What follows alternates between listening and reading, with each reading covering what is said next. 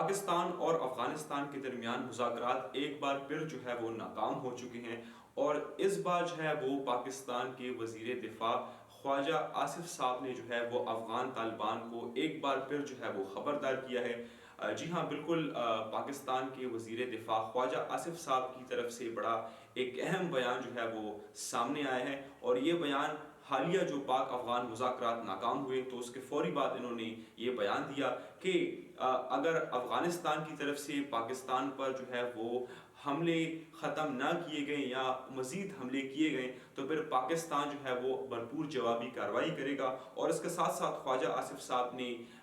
یہ بیان بھی دیا ہے کہ اگر افغان طالبان جو ہے وہ جنگ کا آغاز کریں گے تو پھر جو ہے وہ پوری دنیا دیکھے گی، اور اس جنگ میں پاکستان کو جو ہے وہ اپنی پوری طاقت استعمال کرنے کی بھی ضرورت نہیں ہے، بلکہ ہمیں جو ہے وہ ان طالبان کو واپس جو ہے وہ غاروں میں دھکیلنا آتا ہے۔ تو یہ بڑے سخت الفاظ جو ہے وہ خواجہ آصف صاحب نے استعمال کیے ہیں۔ آخرکار یہ سخت الفاظ کیوں خواجہ آصف صاحب نے افغان طالبان کے لیے استعمال کیے؟ تو ظاہری بات ہے کہ اس وقت جو استنبول میں مذاکرات کا دوسرا دور جاری تھا کہ جس میں پاکستان بھی جو ہے وہ پر امید تھا کہ یہ معاملہ جو ہے کشیدگی کا یہ ٹھنڈا ہو جائے گا، یہ معاملات جو ہے وہ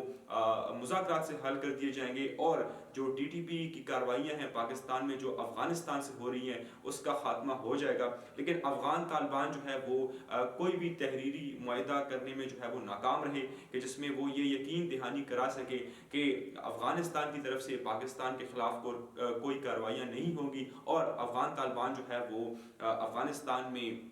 جو ٹی ٹی پی کے محفوظ ٹھکانے ہیں اس کے خلاف جو ہے وہ کارروائی کرے گی۔ تو اس دوران جو ہے پھر پاکستان کا بھی بڑا سخت موقف جو ہے وہ سامنے آیا ہے، اور اس بار جو ہے وہ پاکستان نے واضح طور پہ ان کو خبردار کر دیا گیا ہے کہ اگر افغانستان کی طرف سے جو ہے وہ حملہ کیا گیا یا یہ کارروائیوں کا سلسلہ نہ روکا تو پھر پاکستان کی طرف سے جو ہے وہ جنگ کا آغاز ہوگا، اور اس کو پوری دنیا جو ہے وہ دیکھے گی۔ تو یقیناً آنے والے دن جو ہے وہ پاکستان کے لیے اور افغانستان کے لیے بھی انتہائی اہم ہے۔ جہاں تک میں نے آپ کو پچھلے بلاگ میں بھی کہا کہ بھارت میں بھی جو ہے وہ جنگی مشقیں سرحد پار جو ہے وہ فضائی جنگی مشقیں شروع کر دی ہیں، اور یہاں پر اس کے ساتھ ساتھ یہ مذاکرات بھی جو ہے وہ ناکام ہو چکے ہیں۔ تو یہ آنے والے دن جو ہے وہ انتہائی اہم ہے پاکستان کے لیے۔